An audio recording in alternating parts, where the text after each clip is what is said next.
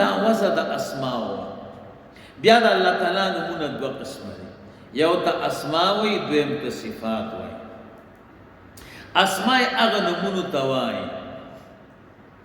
چې دا هغه دلالت کوي او اشاره ده الله جل جلاله ته په اعتبار د ذات سره الله په ذات دلالت دویم صفات دي صفات هغه دي چې هغه اشاره ده الله تعالی ته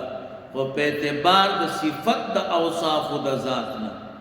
موږ تاسو کتابونو کې ویلي دي زیدون دا اسم دی دا دلالت کوي په غزاد چې زید ده او په دې کې لحاظ د یو صفت د اوصاف د زید نه نه ده بس زید راو دا معنا نه ده چې عالم ده دا بزرگ ده تقوادار ده سخی ده په دې شیونو دلالت نه کوي دې ته اسم وایي دویم صفت ده لکه عالم دام دلالت په دې زید کوي خو ورسره یو بل ټکی پروت دی چې زید عالم دی نو په یو صفت د اوصاف د دې ذات نه دا عالم دلالت کوي دې ته صفت وایي دغه رنګ د الله تعالی نمونه دوه قسمه دي یو ته اسماء وایي او دویم ته صفات وایي اسماء د الله تعالی په ذات دلالت کوي بی د لحاظ د یو صفت د اوصاف د ذات نه او صفت د الله تعالی په ذات دلالت کوي خو سره د اخذ د یو صفت د اوصاف د ذات دریم نمبر خبره اسم معنا صدا موږ تاسو کتابونو کې ویلي دي اسم کې دوه مسلک دي یو د کوفیانو مسلک دی یو د بصریانو مسلک عراق کې دو علاقې دي یو ته بصره وای او یو ته کوفه وای دا عمر فاروق رضی الله تعالی عنہ دا چونای او پستی جوړې کړې وې د پار د ایرانیانو عراقیان نه پرې خور مسلمانانو سره به جنگونه کول سرکش خلقو رسول الله مبارک صلی الله علیه وسلم چې ایران بادشاہ ته خط ولېږه هغه د الله د پیغمبر صلی الله علیه وسلم خط اوشکا او ډېره بې عزتي د هغې وکړه خراسان ته چې ولېږه زمونږ او ستاسو دې وطن ته الحمدلله دا خراسان ډېر غټ دی اوس زمونږ او ستاسو ګاونډیان ډېر مخلصان دي راته وړوکې کوي دې دپاره چې ښې آباد کې غټ ځي کې خو آبادي نه کېږي نو یو طرف او بل طرف راغون کړي دا سم ډیر دی خراسان بادشاہ ته چې راولېږو نو د بادشاہ د رسول الله مبارک دا خط مچي او به پسترګو باندې کې او به ورته وی دا د حق پیغمبر خط ته اسلام خو نه قبلوما خدا خط د برکت ته نو دې د خپل پایتخت لاندې خخ کو وی الله تعالی به د دې خط د برکته زما بادشاہی ته دوام ورکی رسول الله مبارک صلی الله علیه وسلم ته قصه وکړه صحابي قربان ایرانیانو دا کار نو هغه ته خیراو او خراسان بادشاہ دا کار نو هغه ته دعا وکړه وی الله تعالی به د خراسان نه اسلام او ایمان نه لري کوي او دا د رسول الله مبارک د دعا برکت ته چې د کمې ورځې نه زمونږ او ستاسو نیکونو اسلام قبول کړی دی دا زمانه د عمر فاروق رضی الله تعالی عنہ هغې ورځې نه وروسته افغانانو اسلام نه دی پرېښی او دا سلسله وار را روان دی او انشاءاللہ قیامت پوری بروانی دا د رسول الله مبارک د دعا برکت ته بنو تمیم ورته وایي بنو تمیم چې اوس کوم ځای کې ریاض دی دا علاقه د بنو تمیم ده دا بنو تمیم کابل ته راغلي دي صحابه کرام او دلته زبردست جنگ کړی او دلته کابل ته چې لاړ شئ نو تمیم انصاری قبر مبارک هم دی صحابي او دی خوا سره سلور اویا صحابه کرام نورم دفن دي. نو دا هغه تمیم انصاري. نو په دې کې بیا زبردست جنگ شوی دی او د امام اعظم ابو حنیفه رحمه الله نیکه زوتی هغه دوی قیدی نیولی دی. هغه په دې جنگ کې ونیوه ژوندی. نو دا زوتی بوت دا غلامو. نو دی بیا په عراق کې خرڅ که بنو تمیمو. نو چې خرڅ که چا چې واغسته نو دا ډېر نیک سړی و او ډېر زبردست کمال پکې و. نو هغه آزاد کو چې دا خو د غلامۍ قابل سړی نه دی. نو بیا دغه زمانه کې حضرت علی رضی الله تعالی عنہ هغه کوفه کې دارالخلافه وه. نو حضرت علی رضی الله تعالی عنہ نو د زوتی زوی پیدا شه ثابت. نو حضرت علی رضی الله تعالی عنہ ته بیا راوسته چې قربان زوی میں پیدا شه او تحنیک ورته وکړه. تحنیک دې ته وایي چې د چا بچی پیدا شي نو کجوره به ځان سره واخلي او دا کجوره به د یو نیک سړي دا ماشوم به میسي او دا کجوره به میسي. هغه نیک سړی به خوله کې ووایي نو دا هغه نیک سړي لاړې به دې کجورې پسې ولګېږي. نو دا کجوره به د ماشوم په خولې کې ووهي نو دوه کاره به شي. یو به د دې نیک سړي لاړې ستا د ماشوم خېټې ته لاړې او دویم کجوره خوږه ده. نو اول خوراک به د خوږ ورته الله تعالی ورکړي. دا تفاعل دی. نو ستا دې بچي باندې به ټول عمر الله خواږه خوري. او بعض علما وایي دا حکمت پکې دی. الله تعالی چې دا کم اندام د کم شي دپاره پیدا کړی او ته ترې نه دا کار نه اخلې نو هغه کمزوری کېږي. دا ماشوم د مور په خېټه کې چې نو سترګې پټي نو چې دنیا ته راشي نو نظر یې کار نه کوي. کجوره کې دا کمال دی او خوږوالي کې چې دا نظر او دید بیا واپس کوي. نو رسول الله مبارک فرمای دا خوږه کجوره ماشوم ته خوله کې ورکا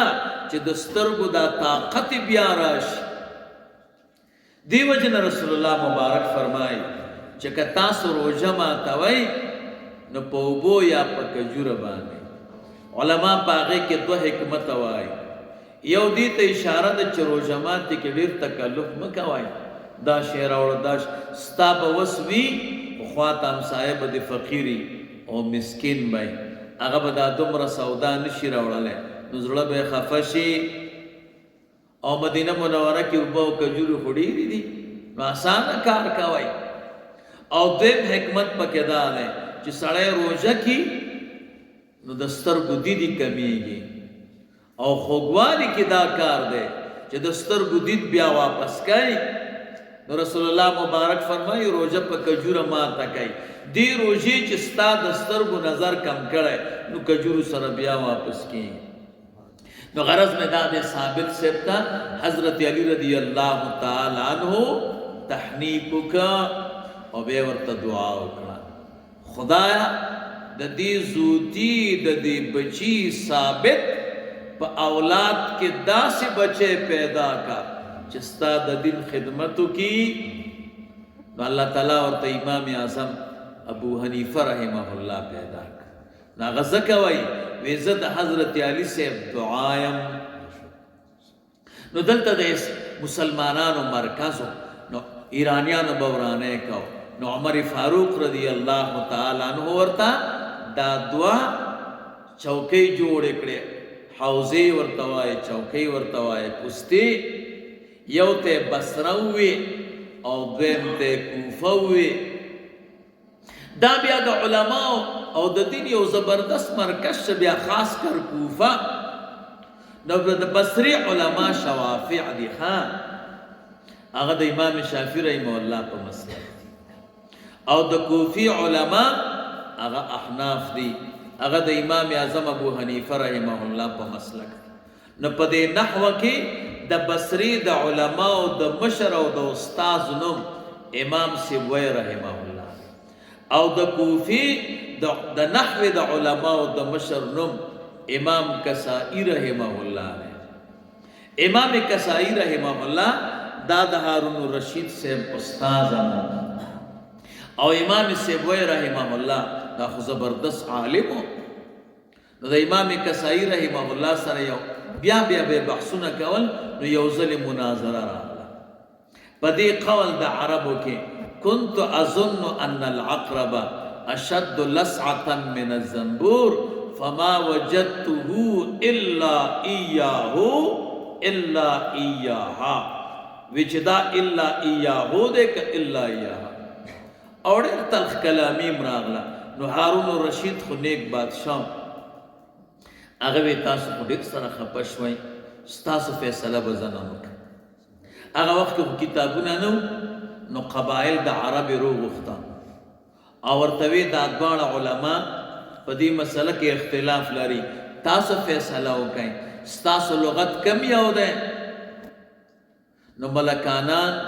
او دالوی به مالدار خلق او مشران رو وخته دا کا فکر مو کړی ټول مردوی ډیر خوندور خلق نه دوی حق ته نه ګوري بادشاہ ته ګوري او زور ته ګوري چې کم طرف ته تل درندای هغه ورته وی سمای سیبوی سیبا مرترای وی او امام کسائی رحمه الله هغه چوکته چې سیبوی خو عام ساده مولا ده او کسائی خود بادشاہ استاد ده خبره د سیبوی سیب صحیح وا نو وی انا نقول بقول الکسائی من د امام کسائی سے په قول وینا کو د خبره صحیح ده مسافه غټه جلسه وا او پاغه کې د کسائی صاحب شاګردان پورته شو او غاګو کچ کسائی ټول وی زنده باد او امام سیبوی مرد آباد نو سیبوی صاحب خپشو چې داس قصه مو جوړه کړ دومره خفاش چې مریض او دا کله پرې خو تاسو سره زنه اوسېږي نو په یو شاړه کې ځان ته جونګړه جوړه کړه او بیا ته وفات هم شو نو دغه علماء ته بصرین وای او دې ته کوفین وای نو بصرین وای د اسم معنا سیمون دا او علوی ته وای ولړوالی تا او کوفین وای د اسم اصل کې وسمون ده علامه ته وای هر اسم دل دا په د مسما په علامه دلالت کوي دا درې خبرې شي سلورم نمبر خبره هغه دا چې د الله تعالی اسماء څومره دي نمونه څومره دي نو د الله تعالی کارونه غیر متناهی دي نو د الله تعالی اسماء غیر متناهی دي ځکه هر اسم په یو کار په یو فعل دلالت کوي چون کې افعال د باری تعالی غیر متناهی دي او اسماء د باری تعالی غیر متناهی دي او الله نه قربان دا ټول اسماء خپل دې د پاره اصول برابر کړي نو اصول الاسماء بیا نه نوي دي قرآن شریف ابتدا او انتها کې چي دي رسول الله مبارک فرمای ان لله 99 اسما دا الله د پاره نه نوي نمونه دي چا چې دا یاد کړو من احصاها دخل الجنه چا چې دا وی او شمار کړو یاد کړو الله به جنت ته داخله نو ټول اسماء د باری تعالی دا راجم دي په نه نوي اسماء دي ته اصول الاسماء وای بیا دا نه واړه اسماء د باری تعالی دا راجم دي پاتو دي ته امهات الاصول وای اغه ته کم یو دی یو ته حیات وای دویم ته علم وای دریم ته قدرت وای سلورم ته اراده وای پنځم ته سمع وای شپږم ته بصر وای وم ته کلام اتم ته تکوین دا صفات سمانیه دي نو دا نه نوی دا په دې اتو کې بیا راجم دي بیا دا اتو واړه الله تعالی راجم کړی دي په یو اسم جامع کې اسم جامع د باری تعالی الله جل جلاله الله دیو جن زمون فقها وای کچا قسم وک نن په دعا کې د الله تعالی ټول نمونه یادو او دوی یا الله نه حانسیږي دا ځکه نه حانسیږي دا دې کې ټول اسماء د باری تعالی د اجمالا نو زموږ علماوی الله چاته وی هو علم لذات الواجب الوجود المستجمع لجميع صفات الكمال ان شاء الله بنجيبي شپې تبا په دې کلمې د جلال درته بحث کوم واخر دعوانا الحمد لله رب العالمين منصف صاحب راغله د نه بناتونه وي دا غوی د پاره می خبره لاندې دعا وکړه الحمد لله والعاقبة للمتقين والصلاة والسلام على رسول الله اسلام و دین رتا الہ العالمین محبوب کی اسلام رتا عمل آسان کی رسول اللہ مبارک صلی اللہ علیہ وسلم روح منور مطهر زمون خوشحال کی رب سنت رتا عمل آسان کی ملنگ سے مبارک تا صحت کامل و عاجل نصیب کی ملنگ سے مبارک نتا رسول اللہ مبارک صلی اللہ علیہ وسلم پورے سمر مشایخ بسلوک و طریقت دی ائمه د شریعت د ټولو درجات عالی کی قرب در قرب نصیب وګرځي دې دربار څومره متعلقین دي حاضرین غایبین حیات او ممات اخص اولیاء په صفونو کې ودرې دا دربار د شریعت او د طریقت د فیض یو زبردست مشرب وګرځي او ټول اکناف او اطراف اطراف د عالم ترې نصیران وصلی الله تعالی جزاکم الله خیر جزاء صلی الله منصف صاحب راځه منصف صاحب اشعار ستاره سمه اے مولوی صاحب हाँ से شاعر وګړه